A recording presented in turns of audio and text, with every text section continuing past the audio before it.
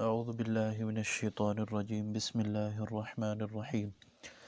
زين للناس حب الشهوات من النساء والبنين والقناطير المقنطرة من الذهب والفضة والخيل المسومة والأنعام والحرث ذلك متاع الحياة الدنيا والله عنده حسن المآب۔ زینت دی گئی لوگوں کے لیے محبت خواہشوں کی محبت جو ہے وہ لوگوں کے لیے مزین کر دی گئی۔ اب وہ خواہشوں کی محبت کیا ہے؟ من النساء، عورتوں سے، عورتوں کی محبت، والبنین اور بیٹوں سے، والقناطیر اور خزانوں سے، المقنطرتی وہ خزانے جو اکٹھے کیے گئے ہوں، من الذهب والفضہ وہ اکٹھے کیے ہوئے خزانے سونے سے اور چاندی سے، والخیل المسومہ والخیلی اور گھوڑے، المسومتی نشان لگائے گئے، والانعامی اور چارپائے، والحرثی اور کھیتی۔ ذالک متاع الحیات الدنیا یہ فائدہ ہے دنیا کی زندگی کا، واللہ عندہ حسن المآب اور اللہ عندہ اس کے پاس حسن المآب اچھی جگہ ہے لوٹنے کی۔ لوگوں کے لیے خواہشات کی محبت جو ہے وہ خوبصورت بنا دی گئی ہے۔ پھر ان میں سے جن چیزوں کی محبت لوگوں کے لیے خوبصورت بنا دی گئی، پھر ان کا ذکر کیا۔ وہ عورتیں ہیں، بیٹے ہیں، سونے چاندی کے ڈھیر ہیں، خزانے ہیں، نشان لگے ہوئے گھوڑے ہیں،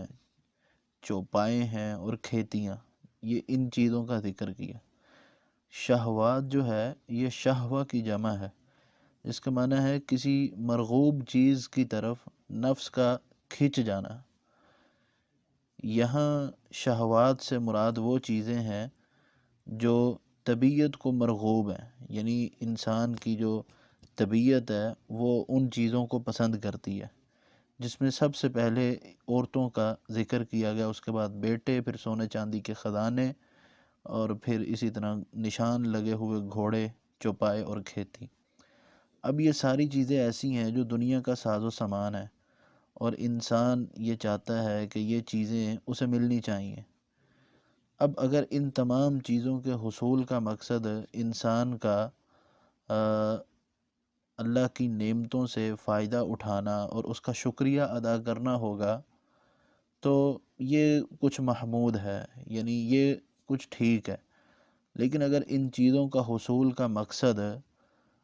اللہ کی نافرمانی، بغاوت اور سرکشی ہوگا، تو یہ تمام چیزوں کا جو حصول ہے یہ مذموم ہے۔ اب عورتوں کے متعلق رسول اللہ صلی اللہ علیہ وسلم نے فرمایا کہ حبب الی النساء والطیب، کہ عورتیں اور خوشبو جو ہے وہ مجھے پسند ہے، وقرۃ عینی فی الصلاۃ اور نماز میری آنکھوں کی ٹھنڈک ہے۔ اب رسول اللہ صلی اللہ علیہ وسلم نے اپنے متعلق یہ فرمایا کہ مجھے عورتیں اور خوشبو پسند ہے، اور پھر ایک اور حدیث میں آپ نے فرمایا کہ بنی اسرائیل کو سب سے زیادہ جس چیز نے تباہ و برباد کیا تھا، وہ فتنہ ان میں جو واقع ہوا تھا وہ فتنہ عورتوں کا فتنہ تھا۔ اور اسی طرح آپ صلی اللہ علیہ وسلم نے یہ بات ہمارے لیے واضح فرمائی کہ اب عورتیں ہی، آپ صلی اللہ علیہ وسلم نے اچھا بھی جانا، عورتوں کا حصول خود بھی بتایا کہ مجھے یہ پسند ہے، لیکن ان عورتوں کے ذریعے اگر انسان کوئی غیر شرعی اور کوئی غلط کام کرے تو یہ پھر مذموم ہو جائے گا۔ اسی طرح اولاد ہے، انما اموالکم و اولادکم فتنہ، تمہارا مال اور تمہاری اولاد یہ تمہارے لیے آزمائش ہیں۔ بیٹے انسان کو پسند ہوتے ہیں، اور بیٹے انسان چاہتا ہے، ایک مرد یہ چاہتا ہے کہ اس کی اولاد ہو اور بیٹے ہوں، لیکن ان بیٹوں کے ذریعے اگر وہ لوگوں کو نقصان پہنچانا چاہے گا، وہ اپنی پاور اور اپنی طاقت ناجائز طریقے سے منوانا چاہے گا، تو یہ اس کے لیے مذموم ہے۔ لیکن اگر بیٹے، اگر وہ ان کے ذریعے نیک کام کرتا ہے، ان کو نیک کاموں پر لگاتا ہے، نیک اچھے راستوں پر لگاتا ہے، تو یہ بیٹے اس کے لیے محمود ہیں۔ تو اسی طرح سونے چاندی کے ڈھیر اور خزانے جو ہیں، انسان مال کو اکٹھا کرتا ہے اور اس مال کے ذریعے لوگوں میں لوگوں کو نقصان نہیں پہنچاتا، اور اس مال کو وہ اللہ کے راستے میں خرچ کرتا ہے، اس مال کو وہ خیر کے کاموں پر لگاتا ہے اور شرعی کاموں پر لگاتا ہے، تو یہ مال اس کے لیے محمود ہے وگرنہ مذموم ہے۔ اگر وہ اس کو ناجائز راستوں میں اور غیر شرعی راستوں میں لگائے گا تو یہ پھر اس کے لیے مذموم ہے، اس کے لیے وبال جان بنے گا۔ والخیل، خیل کا معنی گھوڑا، المسومہ، نشان لگے ہو، یعنی جن کو خاص کیا گیا ہو جنگ کے لیے یا کسی اور کام کے لیے، یہ گھوڑے یہ بھی مال ہے۔ اسی طرح چوپائے یہ بھی مال ہے۔ اگر ان سے انسان، ان کے ذریعے اگر کوئی گناہ کے کام کرتا ہے تو یہ اس کے لیے مذموم ہے، لیکن اگر ان سے فائدہ اٹھاتا ہے مناسب حد تک تو یہ محمود ہے۔ اسی طرح کھیتیاں ہیں، کھیتی کے ذریعے انسان کھیتی باڑی کرتا ہے، زمین ہے انسان کے پاس، کھیتی باڑی کرتا ہے اور پھر جو ہے اس سے آمدن اس کو ہوتی ہے اور وہ اللہ کے راستے میں خرچ کرتا ہے تو یہ محمود ہے۔ اس کے برعکس کرے گا تو وہ مذموم ہے۔ یہ تمام چیزیں ذکر کرنے کے بعد اللہ سبحانہ و تعالیٰ نے فرمایا ذالک متاع الحیات الدنیا، یہ دنیا کا ساز و سامان ہے، یہ تمام چیزیں دنیا کا فائدہ ہے ان تمام چیزوں میں، لیکن اللہ کے پاس تو لوٹنے کی بڑی بہترین جگہ ہے۔ یعنی آخر میں ان چیزوں کا ذکر کرنے کے بعد اللہ فرماتے ہیں کہ یہ بس دنیا میں جو ہے نا، دنیا کا ساز و سامان ہے، دنیا میں یہ انسان کو مل سکتا ہے۔ اب اسی طرح حدیث میں آتا ہے کہ الدنیا کلھا متاع، دنیا ساری کی ساری جو ہے وہ فائدہ حاصل کرنے کی چیز ہے، دنیا ساری کی ساری مزے مارنے کی چیز ہے، لیکن وخیر متاع الدنیا المرأۃ الصالحہ، دنیا کا جو بہترین ساز و سامان ہے، بہترین فائدہ حاصل کرنے کی اگر کچھ دنیا میں بہترین فائدہ حاصل کرنے کے لیے اگر کچھ ہے تو وہ نیک بیوی ہے۔ متاع کا جو لفظی معنی ہے، متاع جو کہتے ہیں یعنی وہ چیز جس سے انسان فائدہ حاصل کرے، متاع اس سامان کو کہا جاتا ہے جس سے فائدہ حاصل کیا جائے۔ اور ہمارے ہاں جو اگر مفہومی معنی اس کا جو یعنی اگر ہماری زبان میں اگر لیا جائے تو اس کا معنی کریں گے مزے، یعنی متاع مزے، یعنی جس چیز سے انسان کو فائدہ ہوتا ہے تو وہ انسان وہ مزے میں ہوتا ہے، سکون میں ہوتا ہے، امن میں ہوتا ہے، تو مزے کے لفظ سے اس کو تعبیر کیا جاتا ہے۔ تو یہ جو تمام چیزیں جو دنیا کی ہیں، مطلب عورتیں ہوں، بیٹے ہوں، خزانے، سونے چاندی کے مال ڈھیر سارا ہو، پھر گھوڑے ہوں، چوپائے ہوں، کھیتیاں ہوں، یہ سب دنیا کے مزے ہیں، لیکن اللہ کے ہاں جو متقی بنے، جو اللہ سے ڈرتا رہے گا، تقوی اختیار کرے گا، ان تمام چیزوں سے مناسب حد تک فائدہ اٹھائے گا، پھر اس کے لیے تو اللہ کے ہاں بڑی بہترین جگہ ہے۔ پھر آگے اگلی آیت میں اللہ فرماتے ہیں قُلْ أَأُنَبِّئُكُمْ بِخَيْرٍ مِّن ذَلِكُمْ، آپ کہہ دیجئے کیا میں تمہیں خبر نہ دوں، اُنَبِّئُكُمْ کیا میں تم کو خبر دوں، بخیر ساتھ بہتر چیز کے، من ذالکم اس سے، یہ جو پیچھے ساری ذکر ہوئی ہے نا، ان سے بہتر چیز کے متعلق تمہیں خبر نہ دوں، للذین اتقوا ان لوگوں کے لیے جنہوں نے تقوی اختیار کیا، عند ربہم ان کے رب کے ہاں، جنات باغات ہیں، تجری من تحتها الانہار چلتی ہیں جن کے نیچے سے نہریں، خالدین فیہا وہ ہمیشہ رہیں گے اس میں، وہ ازواج مطہرہ اور بیویاں ہیں پاک کی ہوئی، ورضوان من اللہ اور رضامندی ہے اللہ کی طرف سے، واللہ بصیر بالعباد اللہ اپنے بندوں کو دیکھنے والا ہے۔ حضرت عمر فرماتے ہیں کہ جب یہ زین للناس نازل ہوئی، میں نے کہا اللہ اب جب تو نے خود ہی ان چیزوں کو ہمارے لیے پسندیدہ بنا دیا تو ہم اس فتنے سے بچ کیسے سکیں گے؟ تو پھر اس پر یہ اگلی آیت نازل اَأُنَبِّئُكُمْ بِخَيْرٍ مِّن ذَلِكُمْ لِلَّذِينَ اتَّقَوْا عِندَ رَبِّهِمْ جَنَّاتٌ تَجْرِي مِن تَحْتِهَا الْأَنْهَارُ، یعنی ان چیزوں سے بچا کس طرح جا سکتا ہے؟ جس کے دل میں اللہ کا ڈر ہے، اللہ کا خوف ہے، وہ اللہ کے ڈر خوف کی وجہ سے وہ ان چیزوں کا جائز استعمال کرے گا، ناجائز استعمال نہیں کرے گا۔ جو ناجائز استعمال کرے گا وہ پھر اپنے لیے برا ٹھکانہ بنا رہا ہے، اور جو اچھا استعمال کرے گا وہ اپنے لیے حسن المآب کی تلاش کر رہا ہے، یعنی اچھے ٹھکانے کو وہ اپنے لیے ڈھونڈ رہا ہے اگر وہ اللہ سے ڈرتے ہوئے ان چیزوں سے فائدہ اٹھاتا ہے۔ اور پھر ان کی نعمتیں، ان کے لیے جنات باغات ہیں اور ان کے نیچے سے نہریں چلتی ہیں، اس میں ہمیشہ رہنے والے ہیں، اور وہاں ان کو ازواج مطہرہ پاکیزہ بیویاں بھی دی جائیں گی،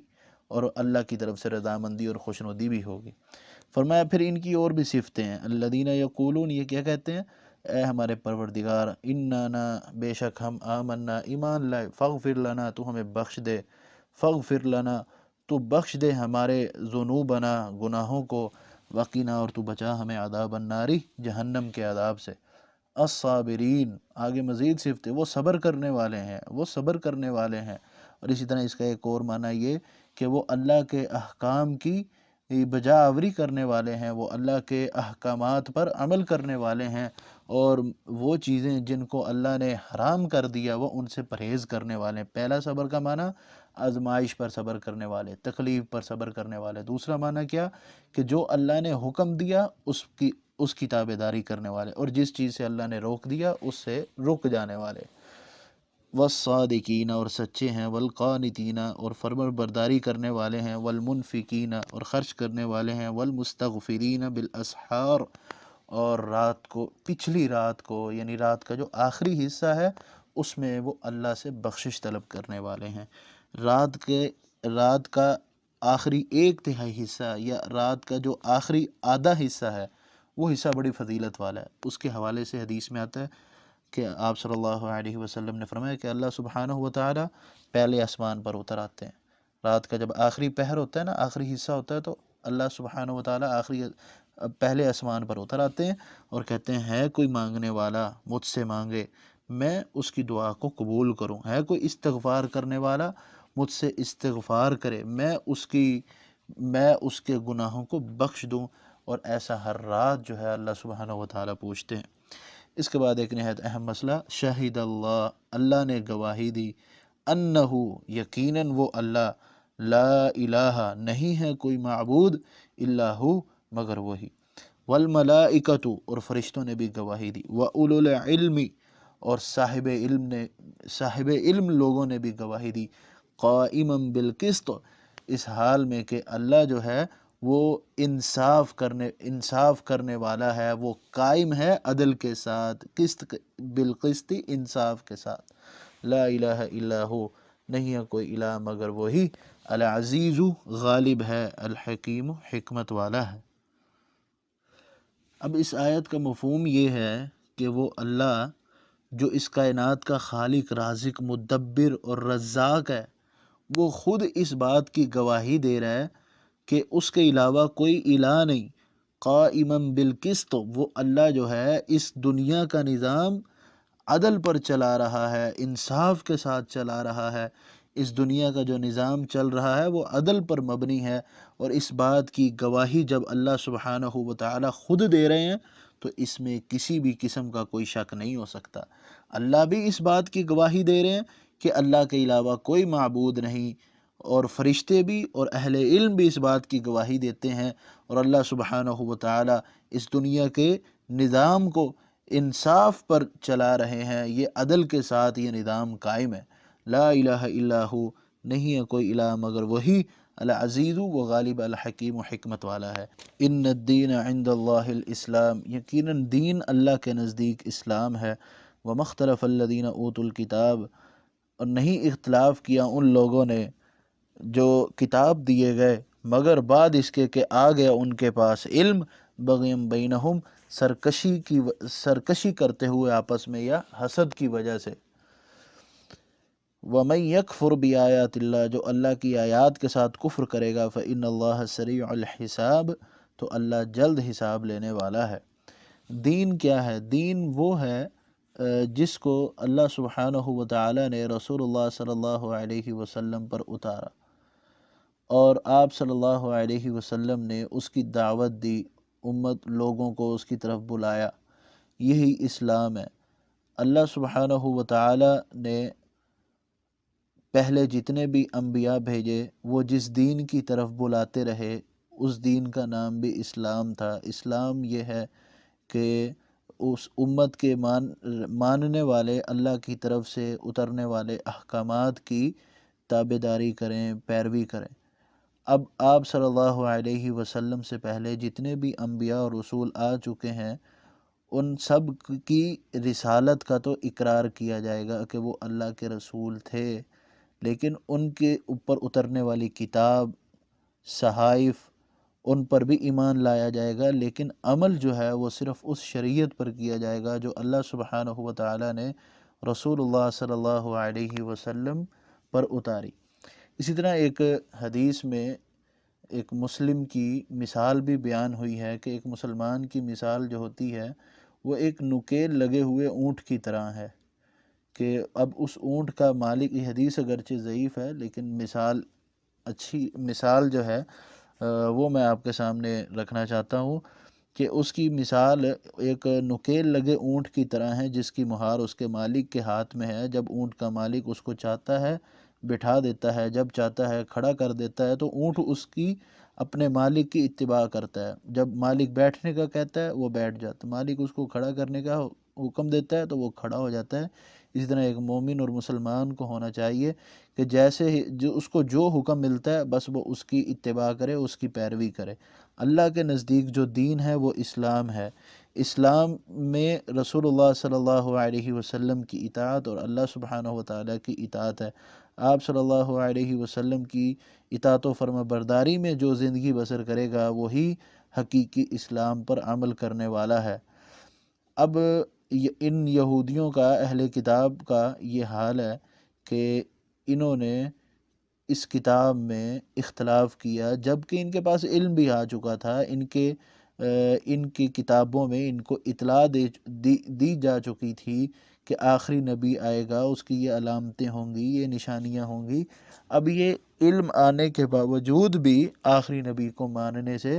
انکار کر رہے ہیں۔ انکار کیوں کر رہے ہیں؟ بغیم بینہم، حسد کی وجہ سے، آپس کی بغاوت اور سرکشی کی وجہ سے۔ پھر اللہ سبحانہ و تعالیٰ نے ان عیسائیوں کو یہ وعید سنے، وَمَن یکفر بِآیاتِ اللہ۔ اب ان عیسائیوں کو یہ لازمی ہے کہ یہ رسول اللہ صلی اللہ علیہ وسلم پر ایمان لائیں، آپ کی نبوت کو تسلیم کریں، جو اسلام آپ لے کے آئے ہیں، جو دین اسلام آپ لے کے آئے ہیں اس کی تابع داری کریں۔ اگر یہ ایسا نہیں کریں گے تو اللہ ان کا جلد حساب کرنے والا ہے۔ فَإِنْ حَاجُّوكَ، اے حبیب اگر یہ آپ سے جھگڑا کریں، فقل، تو آپ ان کو کہہ دیجئے، اسلمت، میں نے مطیع کیا، وجہی، اپنے چہرے کو، للہ، اللہ کے لیے، ومن اتبعن، اور اس نے بھی اپنے چہرے کو اللہ کی طرف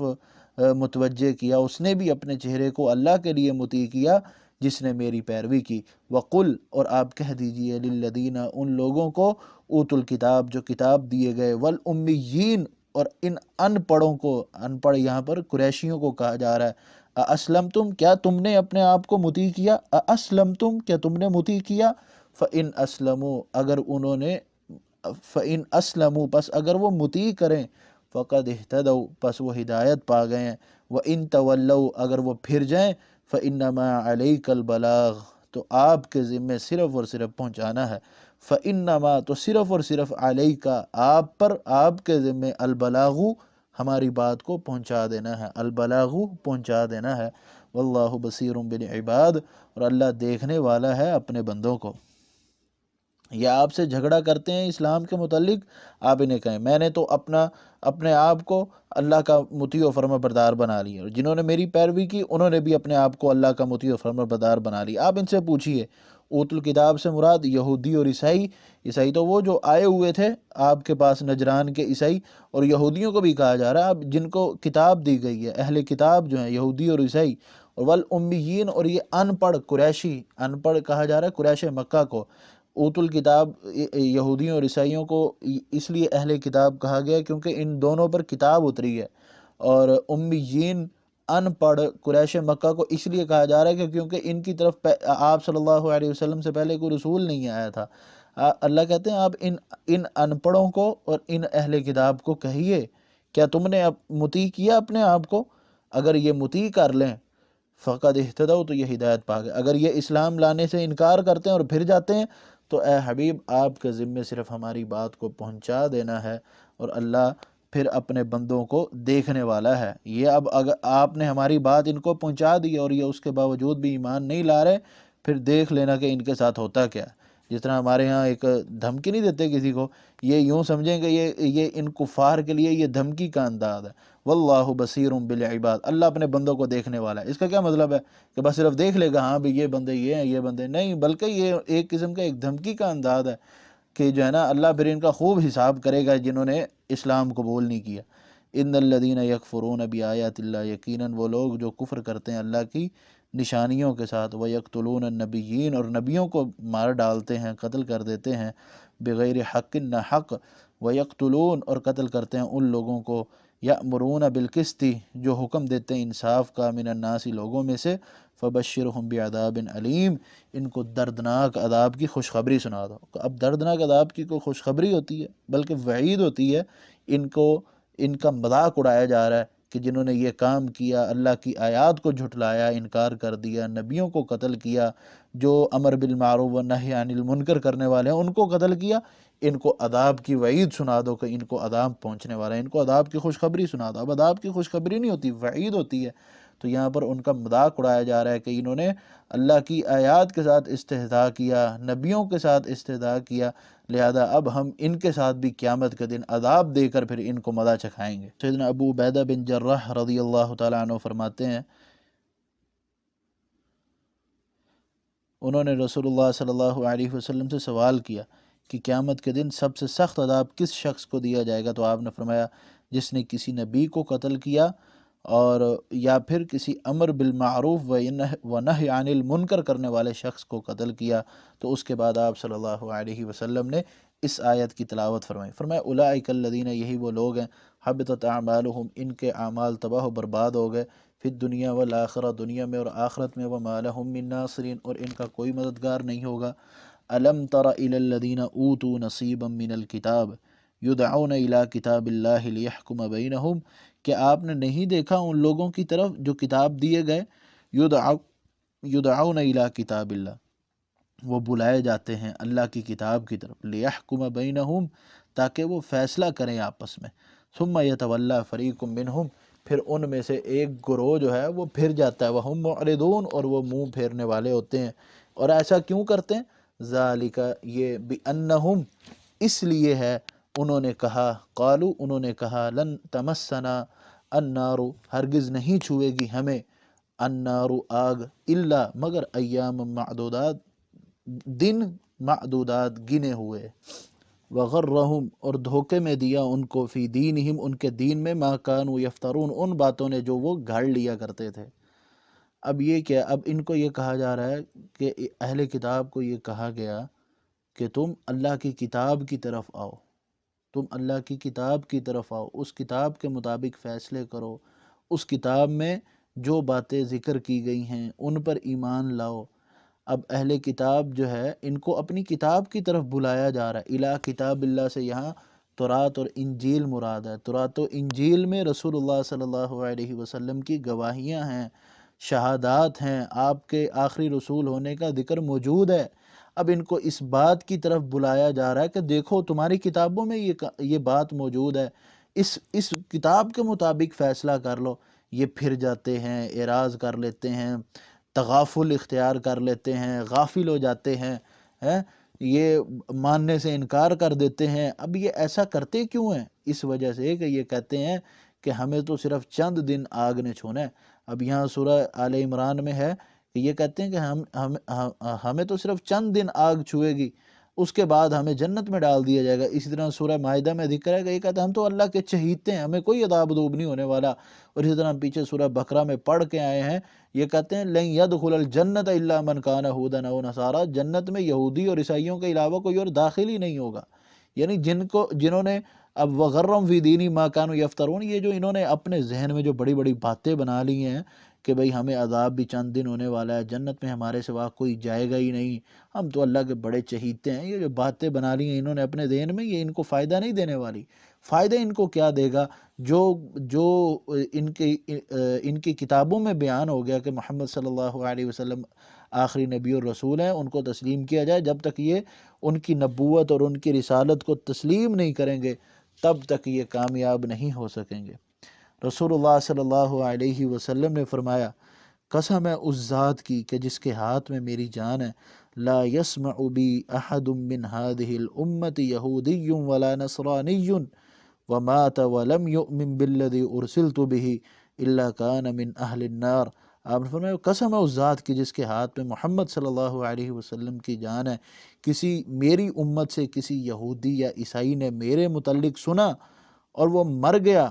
موت اس کو اس حال میں آئی کہ اس نے مجھ پر ایمان نہیں لایا، اس شریعت کو تسلیم نہیں کیا جو شریعت مجھے دے کر بھیجا گیا، وہ یہودی ہو یا وہ عیسائی ہو، عیسائیت کے مطابق عمل کرتا رہا یا یہودیت کے مطابق، وہ بندہ جہنمی ہے۔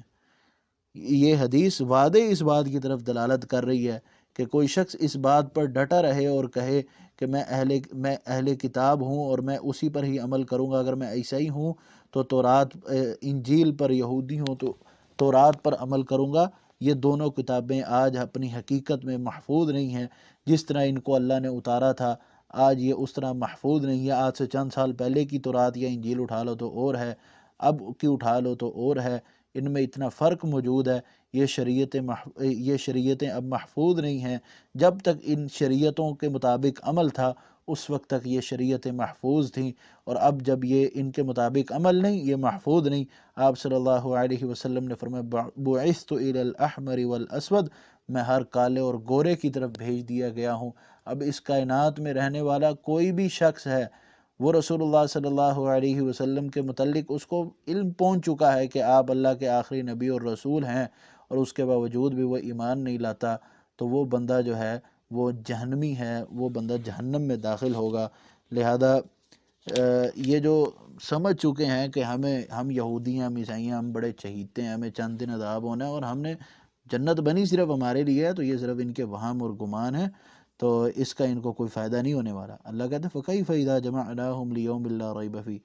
بس کیسے ہوگا جب ہم ان کو جمع کریں گے، کیوں کر ہوگا جب ہم ان کو جمع کریں گے اس دن کے لیے، لا ریب فیہ، جس میں کوئی شک نہیں ہے، ووفیت کل نفس ما کسبت وہم لا یظلمون، اور پورا دیا جائے گا ہر نفس کو ما کسبت، جو اس نے کمایا، وہم لا یظلمون، اور وہ ظلم نہیں کیے جائیں گے۔ ووفیت کل نفس ما کسبت وہم لا یظلمون کا مطلب یہ ہے کہ یہ جو انہوں نے من گھڑت باتیں بنا لی ہیں نا اپنے ذہن میں، بڑے بڑے انہوں نے مینار کھڑے کر لیے ہیں کہ ہمارے لیے یہ کچھ ہونے والا ہے، ذرا قیامت کا دن آنے دو، پھر جو ان کا برا حال ہونا ہے نا، پھر ان کو وہاں پتہ چلے گا۔ یہ جو اب اپنے لیے جنت کے سرٹیفکیٹ انہوں نے اپنے لیے جاری کیے ہوئے ہیں، قیامت کا جب دن آئے گا، اس دن جب ہم نے ان کو اکٹھا کرنا ہے، پھر ہم ان کا فیصلہ کریں گے، پھر دیکھنا پھر ان کا حال کیا ہوتا ہے۔ فرمایا قل، کہہ دیجئے، اللہم، اے اللہ، مالک الملکی، بادشاہت کے مالک، تؤتی الملک، تو دیتا ہے بادشاہت، من تشاء، جسے تو چاہتا ہے، وتنزع، اور تو چھین لیتا ہے، الملک، بادشاہت، ممن تشاء، اس سے جس سے تو چاہتا ہے، وتنزع الملک، اور تو چھین لیتا ہے بادشاہت، ممن تشاء، جس سے تو چاہتا ہے، وتعز من تشاء، اور تو عزت دیتا ہے جس کو چاہتا ہے، وتذل، اور تو ذلت دیتا ہے، رسوائی دیتا ہے جسے چاہتا ہے، بیدک الخیر، تیرے ہاتھ میں خیر ہے، انک علی کل شیء قدیر، تو ہر چیز پر قادر ہے۔ اب یہ یہودیوں اور عیسائیوں کا دین یہ تھا، یہودی کہتے تھے کہ آخری نبی ہم میں سے آئے گا، عیسائی کہتے تھے آخری نبی ہم میں سے آئے گا، جبکہ اللہ سبحانہ و تعالیٰ نے آخری نبی قریش میں بھیجا، اسماعیل علیہ السلام کی نسل میں بھیجا۔ تو ان کو یہ اعتراض تھا، اصل جو حسد تھا وہ یہ تھا کہ نبی آخری ہماری قوم اور برادری سے کیوں نہیں آیا؟ ہماری قوم اور برادری سے نبی آتا تو ہم مانتے تب، اب جب ہماری برادری سے نہیں آیا تو ہم کیوں مانیں؟ اصل تھا اعتراض یہ۔ تو ان کو اس آیت میں جواب دیا جا رہا ہے، نبوت ایک بہت بڑا عہدہ ہے، یہ اللہ کے اختیار میں ہے کہ اللہ جس کو چاہے نوازے، جس سے چاہے چھین لے، جس کو چاہے عزت دے، جس کو چاہے رسوا کرے۔ تم کس چیز کے ٹھیکیدار بنتے ہو؟ جب اللہ نے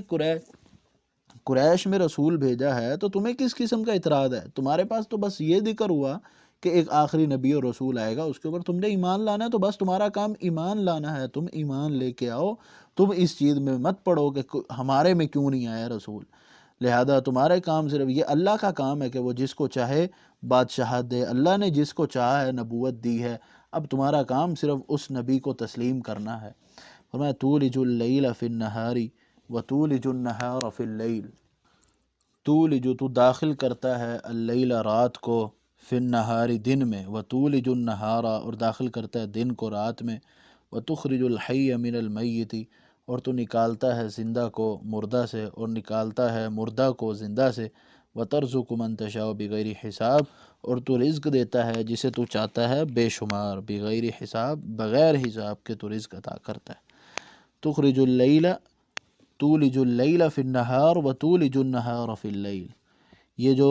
رات ہر روزانہ جو سورج اور چاند کے طلوع اور غروب ہونے کی جو سمتیں تبدیل ہوتی ہیں اور پھر موسموں کی تبدیل ہوتی ہے، یہاں پر اس کا ذکر ہے۔ وَتُخْرِجُ الْحَيَّ مِنَ الْمَيِّتِ، اللہ ایک بے جان چیز سے، مردہ چیز سے اللہ زندے کو پیدا کر دیتا ہے، اور مردے کو اللہ زندے سے نکال دیتا ہے۔ یہ اللہ سبحانہ و تعالیٰ کی حکمتیں ہیں۔ تخرج الحی من المیت، اللہ زندے کو نکالتا ہے مردہ چیز سے، وتخرج المیت من الحی، اور مردے کو نکالتا ہے من الحی، زندہ سے، وترزق من تشاء بغیر حساب، اور اللہ جسے چاہے بغیر حساب کے رزق عطا کرتا ہے۔